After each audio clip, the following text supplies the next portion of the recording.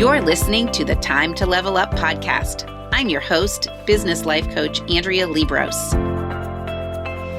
I help women in business commit to their own growth personally and professionally. Each week, I'll bring you strategies to help you think clearly, gain confidence, make your time productive, turn every obstacle into an opportunity, and finally overcome the overwhelm so that you can make money and manage life. Let's create a plan so you have a profitable business, successful career, and best of all, live with unapologetic ambition. Are you ready to drop the drama and figure out the how in order to reach your goals? You're in the right place. It's time to level up. Let's do this.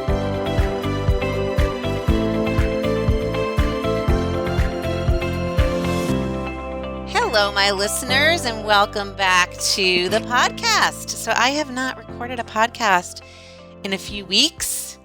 I did a little batching and a little repurposing to give myself a little space to think about what I want to share with you next. So that was kind of my way of helping you even more, because I find that when I give myself space, I come up with some really great ideas. If I continue to push myself to produce new episodes every week, it becomes a lot. So I love to batch them, give myself a little break, and get back at it. So here we go. So today, I'm going to talk about something that I call like progress shame or goal shame or achievement shame.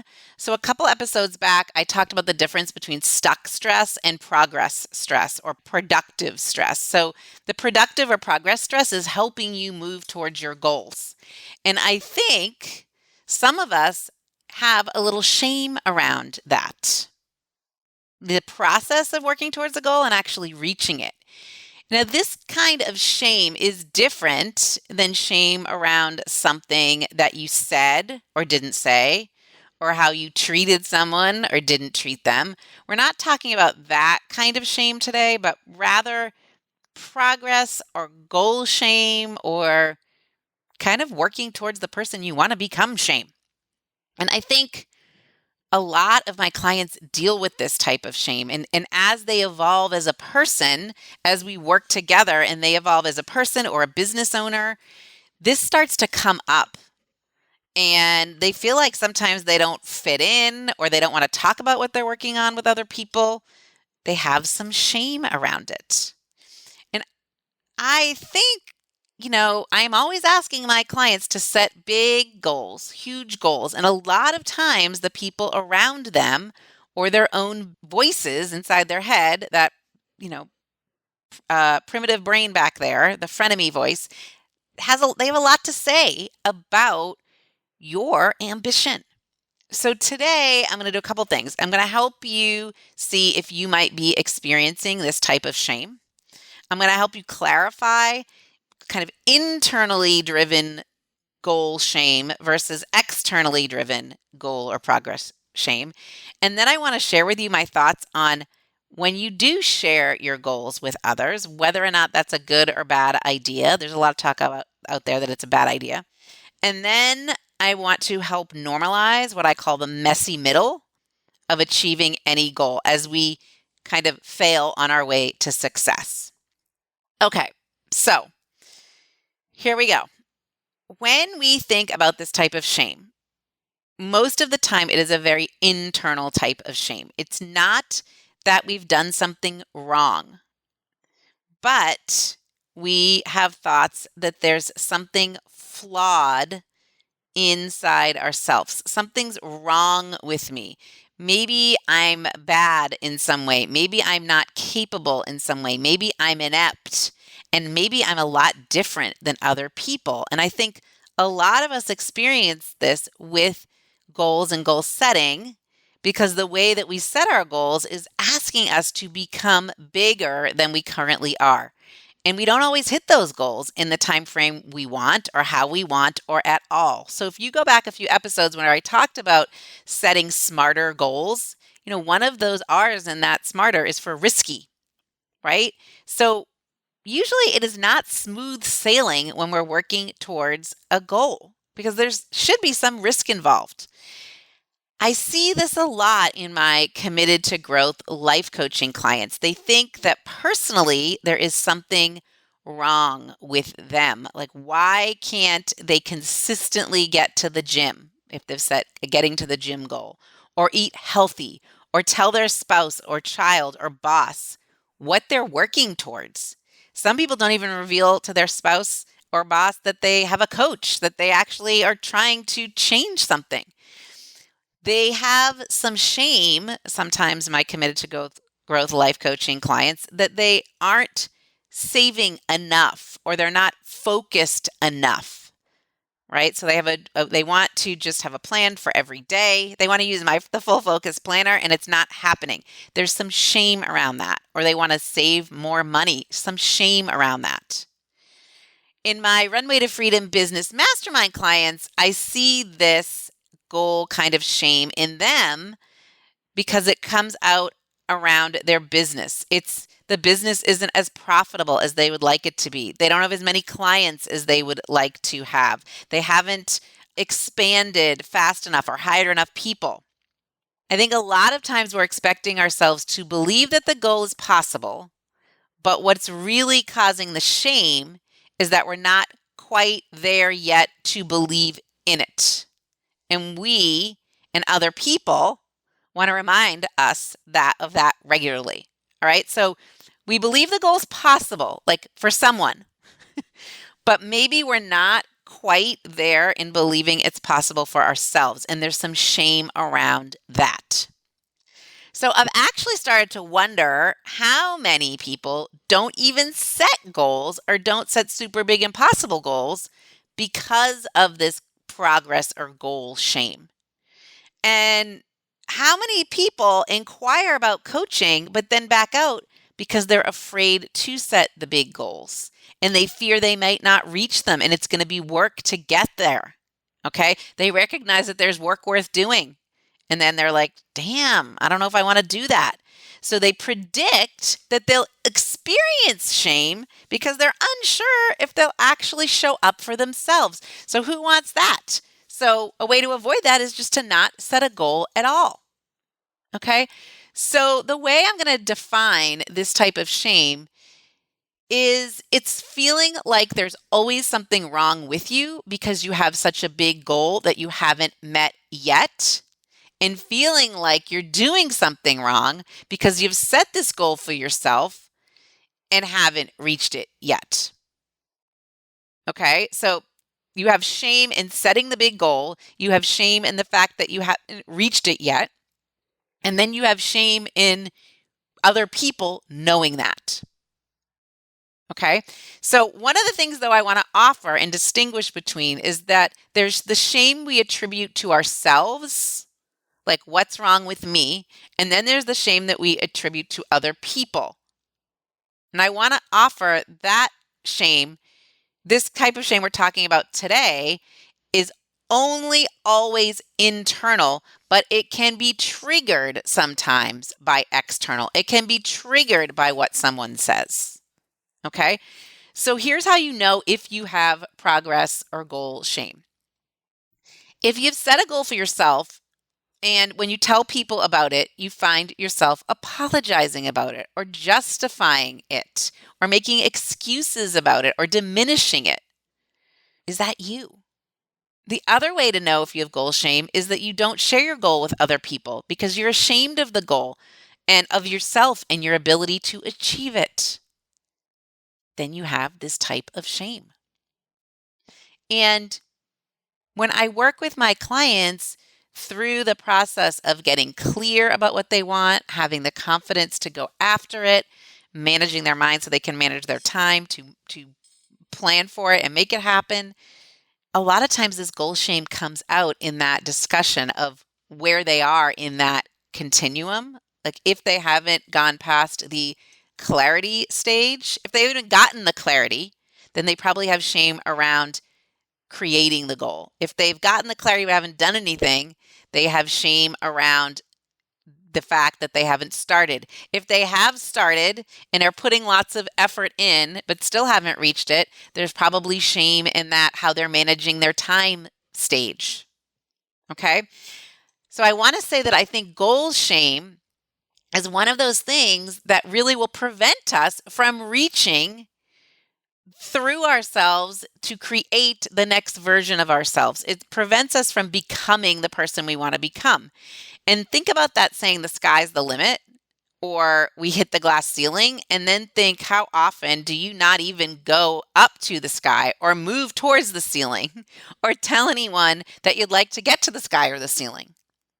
How much sooner do you limit yourself, or where do you limit yourself on your journey into the sky, right? How often do you limit yourself before I get to the cloud? Is it always? Is it often? So if you find yourself saying, oh, I'd like to make $1 million, or I'd like to run a marathon, or I'd like to be an authority on XYZ, but you know, honestly, that this isn't going to happen for a while, or not at this time, or you tell yourself you're not ready, or you don't really mean it right now, or that even if you do get there, it's going to be short-lived, or that really it isn't about the goal at all, it isn't about the money, it isn't about whatever, or I don't really care about the money. Lots of people say that kind of thing. If you feel yourself talking in this way, then you probably have some unidentified shame. And this I see both in life coaching clients and in business coaching clients, right? It rears its head in all different ways. Okay. I have a client today that I was talking to, and she's reached all sorts of goals, but she has shame around the fact that she's saying yes to more clients than she not can handle, but wants to handle. She's like, what's my problem? Why do I keep saying yes? That's kind of unidentified shame. And I think that goal shame in the beginning is pretty normal, okay? Especially if your goal is super big. And I think it's something that we can expect. Oh, this is the part where I experience shame. Sometimes we're tempted to adjust the goal or make it smaller, or even to quit on it, or maybe even quietly quit. Like, that's the kind of quitting where you don't even know when you really did quit. But what I want you to encourage you to do, I want you to encourage you to bring it up. Bring up what you're working towards instead of extinguishing it. Because I think that adjusting your goal so you feel less shame about it is the opposite of what is required to create things that will make your mind explode, because you were able to actually do it. You want to blow your own mind. You want to set some goals where the limit is beyond the sky. Okay? And much like I talk about confidence as willingness to experience any feeling, the willingness to experience any kind of shame that comes up as you work toward your goal is similar. I think a lot of times when we have shame, it's just a natural knee-jerk reaction from our primitive brain telling us not to risk failure and not risk death. It's that little voice in the back of your head that's telling you things. It creates shame, that voice, okay? And when we believe that there's something wrong with us, or we're going down the wrong path, we go into the corner and we hide, which is apparently protective, according to our little voice, but it's not really protective, is it?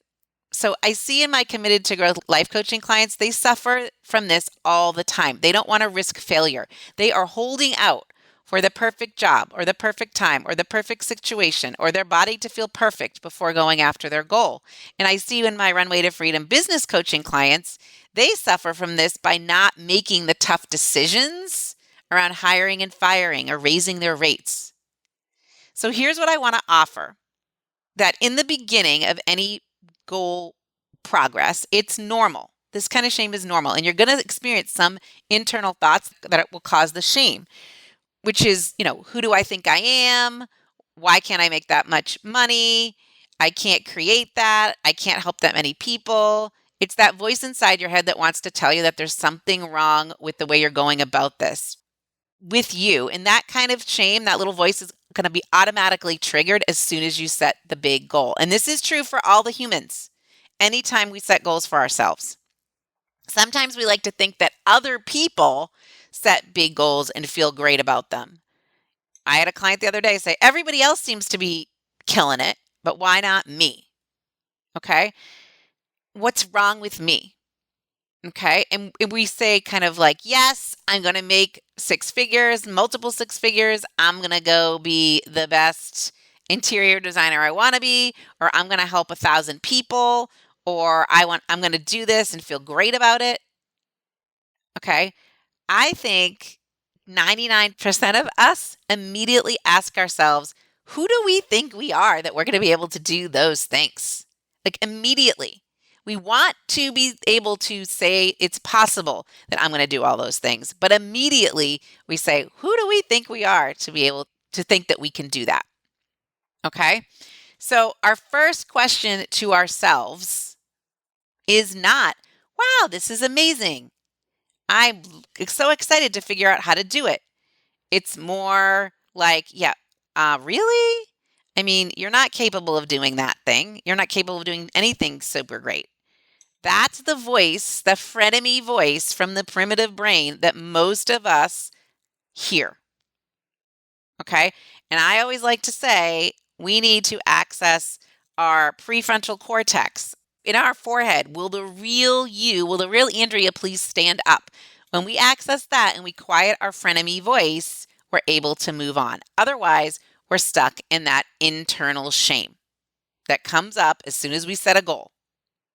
And the way we deal with the goal progress creates that internal shame. And I want you to be able to say, oh, look, there's the part of the process where I feel shameful. I just want you to be aware of it. Oh, it's normal. Of course I feel this way. That's it. If we can just notice it coming up and allow it to be there as part of the process, and we don't try to diminish it or like lessen it, we're actually going to feel it less. Okay, we don't need to be doing a lot of work on it. We just need to let it be there and to recognize it. So the work worth doing is not really to get rid of shame. Okay, the work worth doing is recognizing it and knowing what to do when you do recognize it. So another piece of this is that when you first set a goal, personal, like I'm going to run a marathon, or business, like I'm going to make $1 million, you're going to be triggered externally. So there's externally triggered shame, which really are a result of thought errors that you have about what other people say. Okay. So a lot of people will say things like, oh, are you sure you want to put yourself in that position? Or don't you think you're aiming a little bit high? Or do you really want to work that hard? Are you sure you want to do that? I mean, you have a family, right? Or they won't say anything at all, which we then make mean all of those things that some people actually do say. And so something external happens, something is said, we have a thought about it, and that triggers shame. So today I was coaching a woman who got a call from school that their daughter had done something and now had a detention for the whole week. And she said, I just was so embarrassed. Okay. So that's kind of a personal example of how what someone said, the secretary, she had a thought about it that triggered shame. And she's on her mission to become the best parent in the world. Okay. So this was definitely took her down a notch. All right. So what we do sometimes is we kind of flip the switch and we say, oh, yeah. If someone says, are you really going to do all that hard work? You just say, oh, I mean, I'm not really interested in being super ambitious. I mean, I'm not really interested in making that much money. Whatever it is, okay? We often respond with, there must be something wrong with me because I have that money goal or fitness goal or productivity goal or even a spiritual goal or a parenting goal. Or there's something wrong with me because I have an aspiration that's so much bigger than my own life or that I am currently doing right now. And again, I want you to allow for this and encourage yourself to be present with that shame and to not run away from it or try to apologize or justify it or make an excuse. Okay, one of the things I see pretty regularly in my Runway to Freedom business mastermind clients is they have pretty big money goals. And they try to justify the money goal by explaining away how that money will be spent, or explaining away about how that money will be donated or given away or anything like that. I see women with relationship goals explain it away, saying they are doing it for the other person. Or they have health goals and explaining it away because they say the doctor told them to do it. Okay. I really want to encourage you not to do that. I want you to own your goal. I want to encourage you to stand behind the goal without an explanation or an excuse or an apology. And I want you to know that you can just want something because you want it. It doesn't have to be noble. It doesn't have to be pure. It doesn't have to be socially acceptable. You don't have to, be you have to be all in, but you don't have to say, oh my gosh, yeah, I'm doing this because I'm passionate about it. You can just want what you want. Okay. You can want some money and you can just want to buy some things, and you can want to build an empire just because you want to. You can want to run a marathon or write a book or do 100 sit-ups or not yell at your kids or go on a date a month with your husband, whatever it is, just because. It's not because you have to be working on your relationship or because you want to get into better shape. You can just want something to want it and make it a goal. And this is really what I help my clients do. Identify what they want and just go after it just because they can. Just because they can doesn't always seem good enough, though, in the world we live in. But I am super curious. If you could adopt the kind of thinking that I'm doing this just because I can, what would change for you? What would change for you? And why wouldn't you adopt that kind of thinking? Why wouldn't you adopt the kind of thinking that you are becoming the next best version of yourself? And you don't have to explain or justify yourself to anyone. And I think that is the most amazing opportunity that we can have at this point in our evolution as humans. Okay? Brooke Castillo does a lot of talking about evolving as humans. I think it's amazing that we can just do something because we want to. And we don't have to ask permission and we don't have to explain ourselves.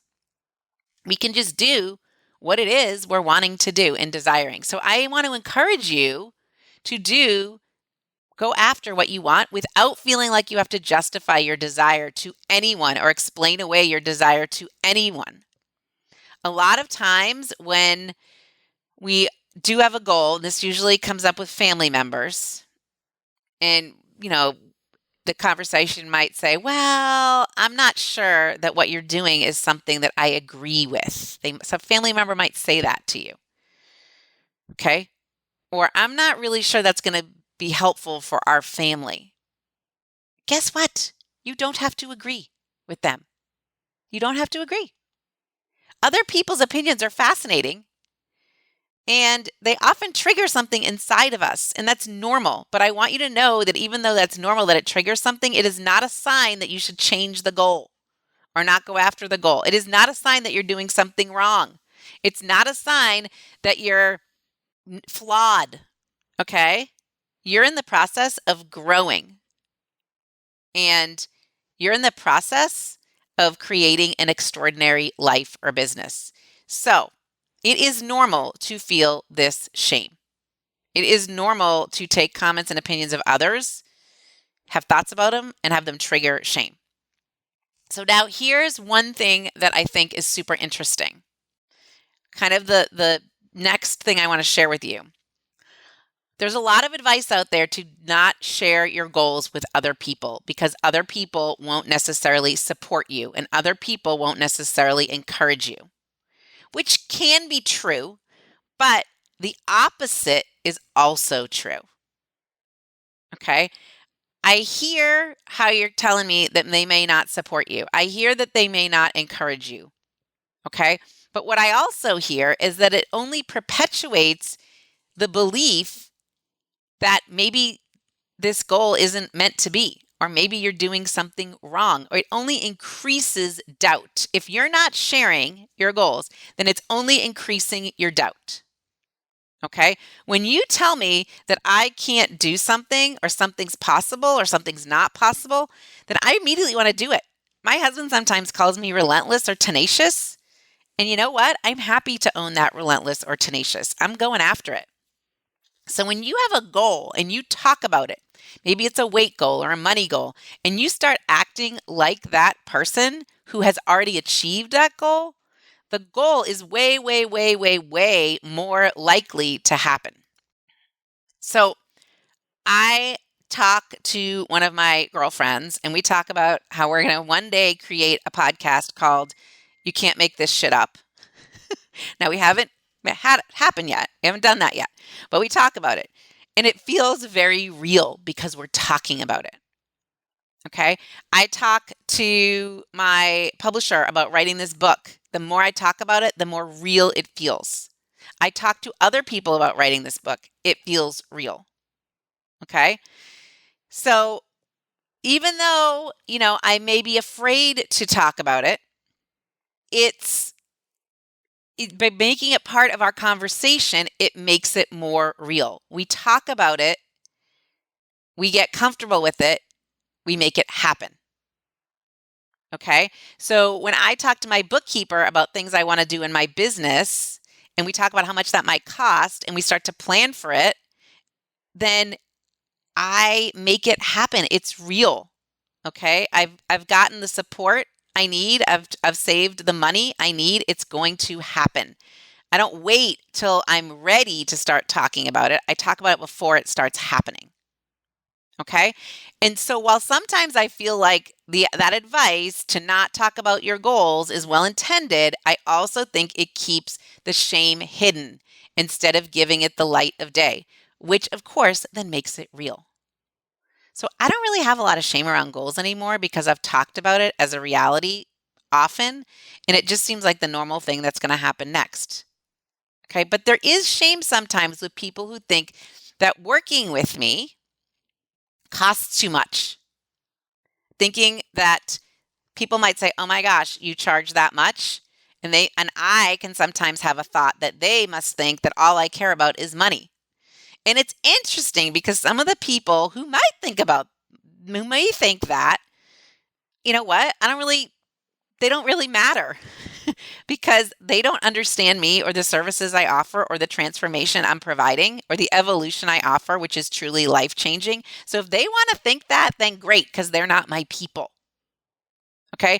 So as soon as I start to have that shame around people questioning pricing, I kind of think, well, then they're not my people. Okay. Now, there's other people who I really love being around and talking about these things with, and they are, we would put them in air quotes, supportive. I want their approval and I want them to believe in what I'm doing. I want them to understand why I'm doing it. Okay. And part of why I'm doing what I do is I want people to understand what's possible, not just as a woman, not just as a coach, not just as an entrepreneur, but as a human in the world. Remember, the sky's the limit. Humans see limitations, but humans don't have to abide by the limitations. They're self-imposed restrictions. Okay. So these people who might feel shame around what I'm doing or what you're setting out to do are nothing unless we give them authority over us.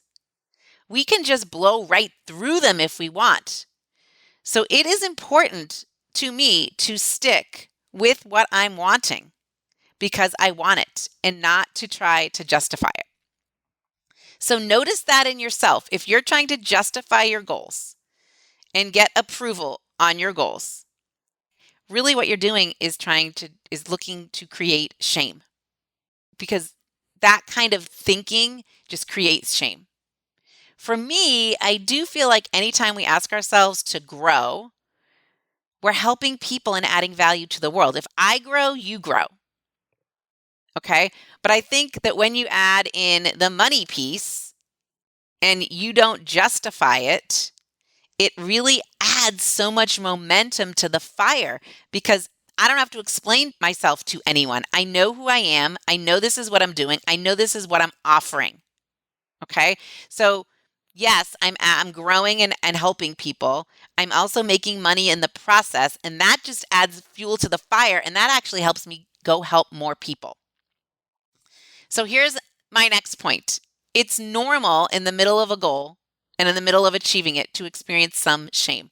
And here's what I want to tell you about that is as you're achieving your goal, you will have a tremendous amount of failure. Go listen to the podcast about loving failure.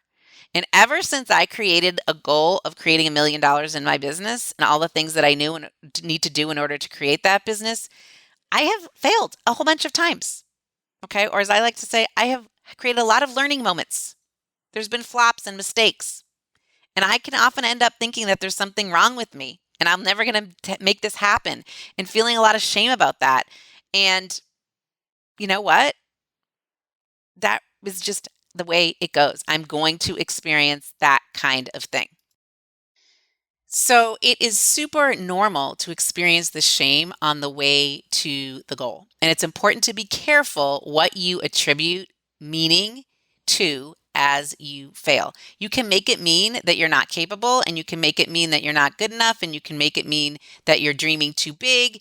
And when you have a huge fail, what that looks like, it could prevent you from getting to the goal, from running the marathon, from starting the business, from getting the promotion. It's very easy to think that you don't have what it takes.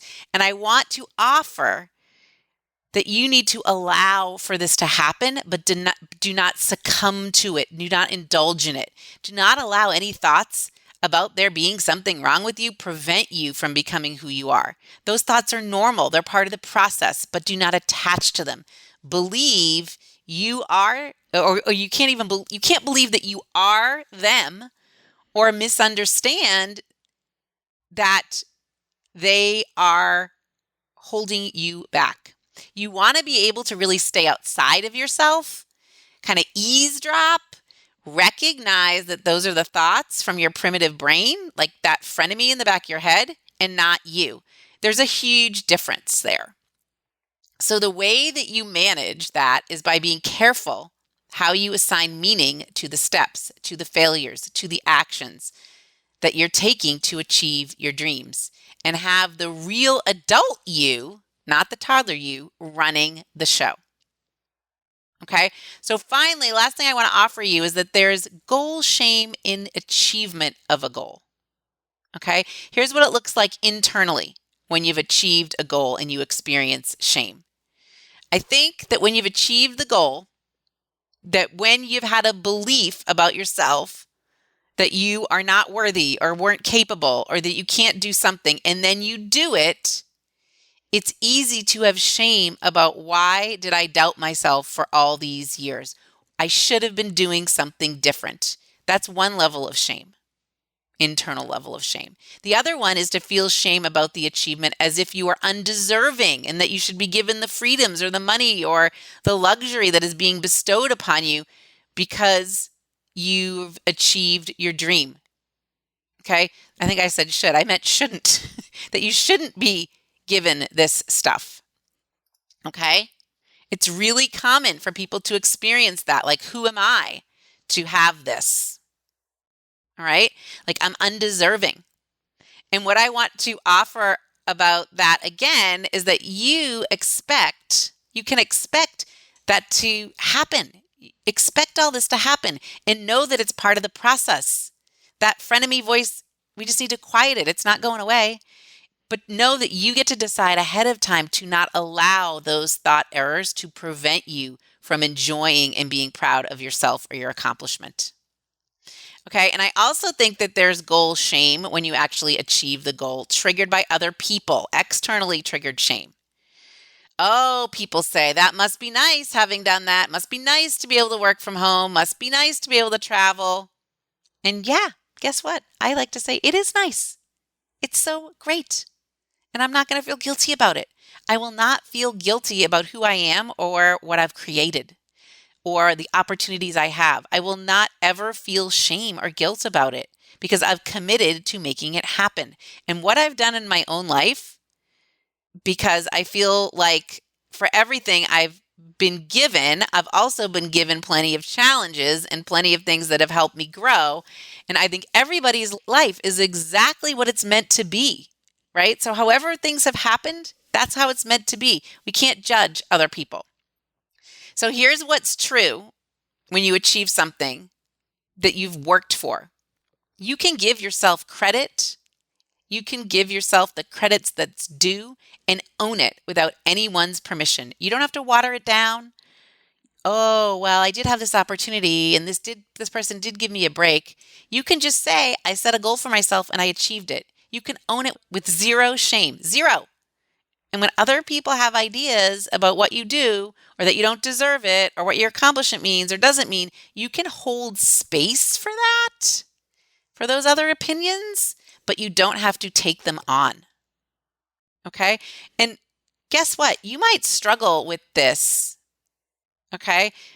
And you might ask yourself, is this really happening? All right? But that's sort of a form of self-sabotage. I feel like maybe this is not for real. Like, is this really happening? Maybe not. Maybe this is a fake out. It's not going to last forever. That's kind of a self-sabotage.